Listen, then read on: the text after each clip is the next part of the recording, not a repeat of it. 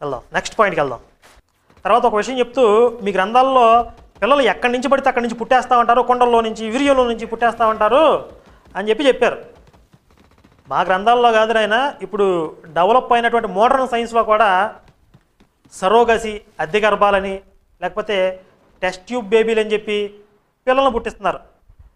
అంటే మరి ఇవన్నీ సైన్స్ ప్రకారంగా ప్రూవ్ అవ్వకముందు మేము ఇట్లా సంతానోత్పత్తి చేస్తాము అని చెప్పి డాక్టర్లు చెప్తే ఈయన ఏమనేవాడు అప్పుడు, ఏంటి గొట్టంలోంచి పిల్లలు పుట్టేస్తారా, ఏంటి గర్భాలు మార్చేసి పిల్లలు పుట్టించేస్తారా అనేవాడు అనమాట.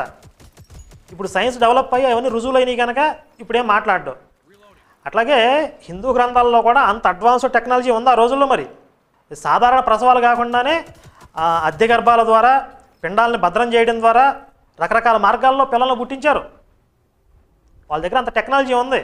మరి బైబిల్ సైన్స్కి విరుద్ధం కదా, ఇవన్నీ వాళ్ళకి తెలియదు కదా. ఆ తర్వాత